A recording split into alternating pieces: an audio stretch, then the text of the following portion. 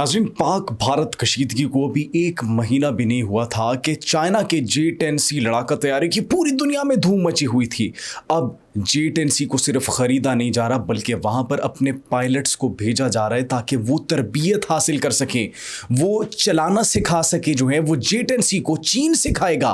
वो ममालिक जो कि राफ़ेल तैयारे ख़रीद रहे थे, वो ममालिक जो कि राफ़ेल तैयारे चलाना, ऑपरेट करना, उड़ाना सीख रहे थे, अब वो ममालिक चीन आ रहे हैं, J-10C ख़रीद रहे हैं और फिर J-10C को उड़ाने के लिए ट्रेनिंग हासिल कर रहे हैं। किससे? चीन से। तो नाज़रीन, एक बहुत बड़ा सेटबैक फ्रांस को, राफ़ेल तैयारों को भारत की जानिब से दिया गया। Thank you so much India.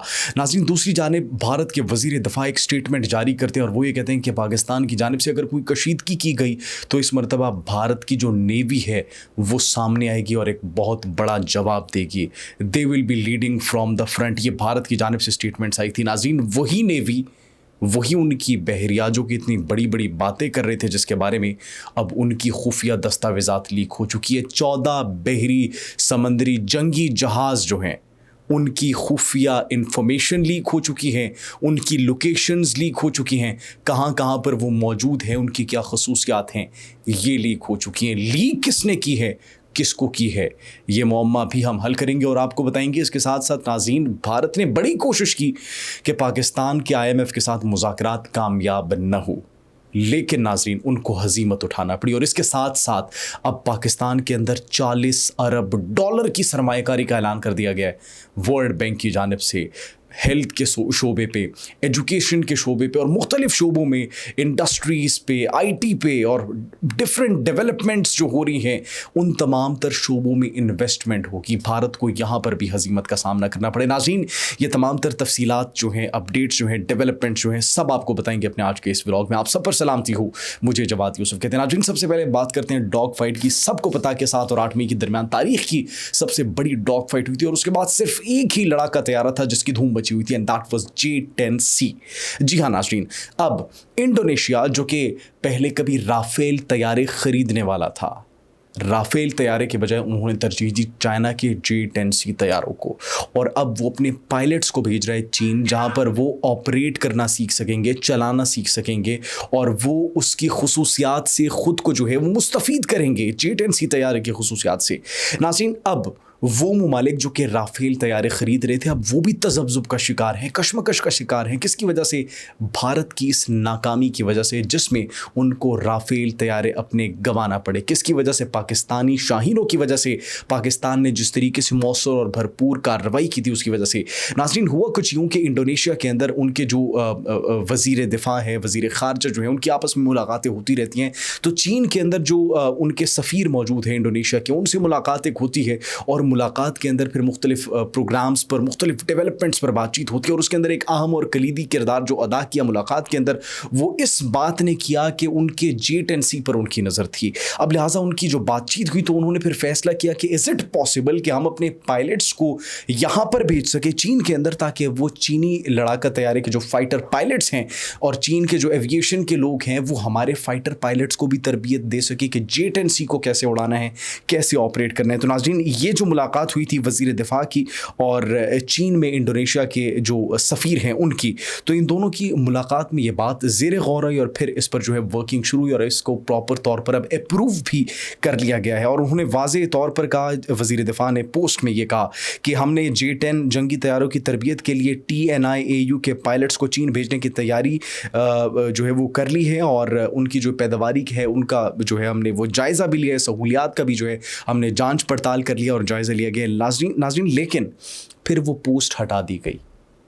अब यहाँ पर एक सवाल आता है कि आपने एक अवामी सतह पर एक चीज़ डिक्लेयर कर दी गई है, कर दिया आपने, तो फिर उसको हटाने का मकसद क्या है? That is because of the pressure, external pressure. क्यों? क्योंकि इंडोनेशिया पहले वेपन्स यूज़ कर रहा था रशिया के, तो अब वो एकदम से एक जानिब वो शिफ्ट हो जाएगा चाइनीज़ टेक्नोलॉजी पर, चाइनीज़ वेपन पर, तो फिर इंडोनेशिया को प्रेशर फेस करना पड़ेगा, उनकी इंपोर्ट एक्सपोर्ट्स पर जो है वो असर पड़ सकता है, और रूस जो है उन पर प्रेशर डालने की पूरी कोशिश करेगा, क्योंकि वो इंडोनेशिया जो कि यूरोपियन और फिर रशियन टेक्नोलॉजी इस्तेमाल कर रहा था, चाइनीज़ टेक्नोलॉजी की तरफ शिफ्ट करना उनके लिए मुश्किलात खड़ी कर सकता है। लेकिन नाज़रीन, ये बात अब वाज़ेह तौर पर जो है पूरी दुनिया के सामने एक क्लियर पिक्चर बन चुकी है कि राफेल से जो है भरोसा एतमाद ममालिक का उठ चुका है। अब लोग शिफ्ट कर रहे हैं J-10C की तरफ। तो इंडोनेशिया के अंदर ये पोस्ट जो है वो हटा दी गई थी, लेकिन अवामी सतह पर इस बात को अब छुपाया तो नहीं जा सकता, क्योंकि पहले उन्होंने ये पोस्ट कर दी और अब अवाम ये जान चुकी है कि इंडोनेशिया अपने फाइटर पायलट्स को चीन तरबियत के लिए भेजेगा, थैंक्स टू इंडिया, क्योंकि डॉग फाइट के अंदर राफेल तैयारे जो हमने मार गिराए थे ये सब उसी की वजह से हो रहे हैं। नाज़रीन, उसके बाद भारत की जानिब से हमने आपको बताया कि गोवा के साहिल के करीब INS विक्रांत पर खड़े होकर राजनाथ सिंह ने कुछ स्टेटमेंट्स जारी की थी, हमने आपको बताया, और फिर वो कुछ ऐसी स्टेटमेंट्स थी जो कि बड़ी एक अजीब सी सूरत हाल क्रिएट कर रही थी, जिस पर हंसी भी आ रही थी और जिस पर समझ नहीं आ रहा था कि भारत अपनी हसीबत को छुपाने के लिए सब कर रहा है, भारत अपनी नाकामी को छुपाने के लिए सब कर रहे हैं। अजीब व गरीब किस्म की स्टेटमेंट्स थी, और कहा था कि हमने अपनी पूरी कुव्वत से लड़ाई नहीं की, और ये भी फिर कहा गया था पाकिस्तान को कि हम जो है अब अपनी नेवी को उतारेंगे, हम अपनी नेवी को ऑन द फ्रंट कर देंगे। बड़ा उन्हें गरूर था कि उनके पास वो एयरक्राफ्ट कैरियर है, बड़ा गरूर था उनको कि उनके पास जो है एडवांस टेक्नोलॉजी है, और एडवांस टेक्नोलॉजी के साथ साथ वो हमें आउट नंबर भी करते हैं, नंबर में हमसे ज़्यादा है, हम उनसे कम हैं।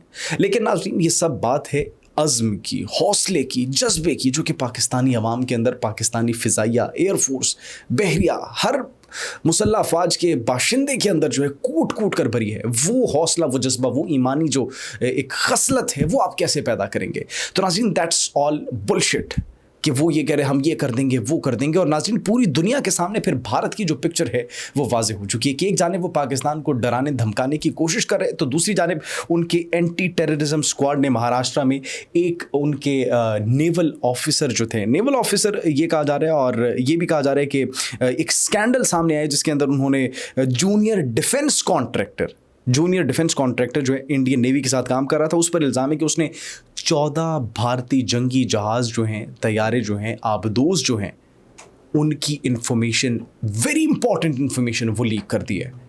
नाज़रीन, उनके अंदर उनकी जो 5 ऐसे जंगी जहाज़ मौजूद थे जिनकी एग्जैक्ट लोकेशंस को लीक किया गया है कि ये यहाँ पर इस समंदर में मौजूद हैं।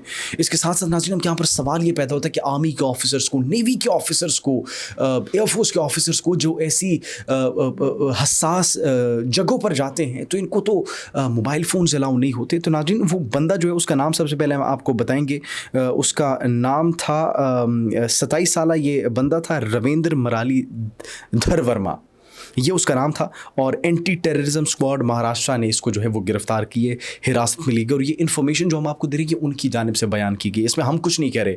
उनका एक नोटबुक के अंदर वो इन्फॉर्मेशन को अपनी नोट करते थे, जहाँ पर मोबाइल फ़ोन्स अलाउ नहीं थी, वो वहाँ पर मोबाइल फ़ोन्स लेकर जाता था, मोबाइल फ़ोन से कुछ जो है वो पिक्चर्स लेता था, और फिर पिक्चर्स के साथ साथ नाज़रीन वो जब बाहर आता था तो जहाँ पर मोबाइल फ़ोन्स बिल्कुल भी अलाउ नहीं थे, वहाँ पर वो जल्दी से इन्फॉर्मेशन देख लेता था और बाहर आकर अपनी डायरी पर उस चीज़ को दर्ज कर लेता था कि यहाँ पर ये है, यहाँ पर ये है, यहाँ पर ये सेंसिटिव चीज़ मौजूद है। तो हसास इन्फॉर्मेशन, सेंसिटिव इन्फॉर्मेशन इस तरीके से वो अपने हैंडलर्स को बताता था।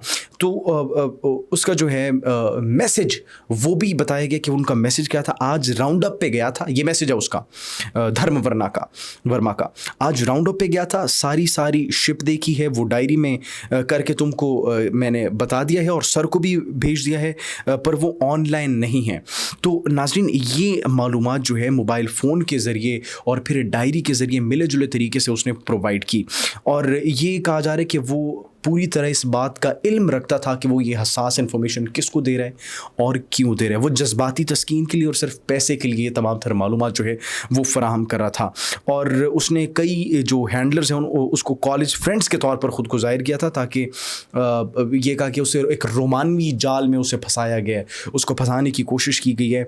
तो नाज़रीन, ये जो भारतीय नेवी की ऑपरेशनल लीग्स हैं, ये उनकी सिक्योरिटी पर संगीन सवालात उठाती है।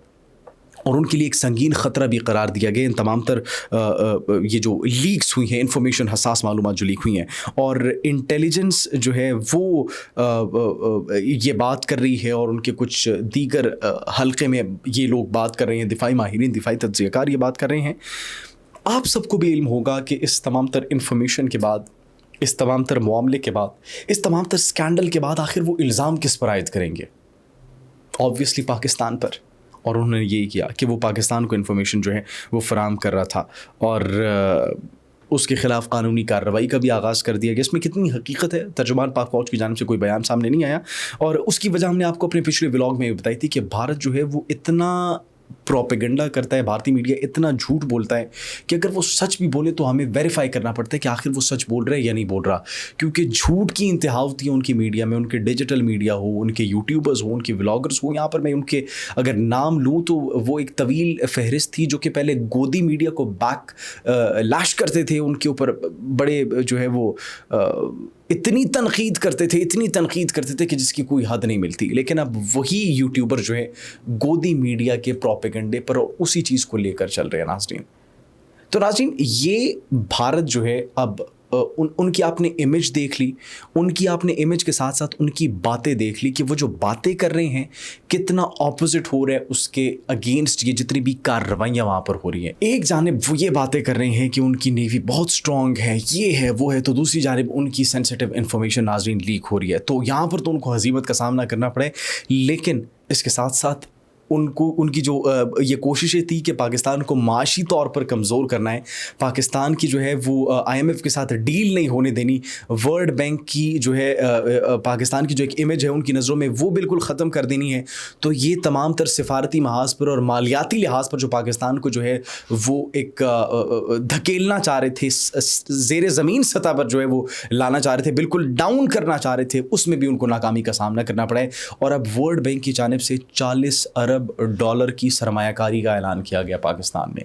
$40 ارب، ایجوکیشن، IT، ہیلتھ سیکٹر، مختلف شعبوں میں، کمپیوٹر کے اور دیگر شعبوں میں جو ہے وہ انویسٹ کرے گی ورلڈ بینک پاکستان میں. And that's a very very good thing, very good initiative for Pakistan. And Pakistan is the first country to receive World Bank investment under its new 10 years partnership programme. لہٰذا بھارت کو یہاں پر بھی بدترین شکست اور ناکامی کا سامنا کرنا پڑا. آپ اس بارے میں کیا سوچتے ہیں؟ کمنٹ سیکشن میں ضرور بتائیے گا. اپنا بہت خیال رکھیے. اللہ نگہبان.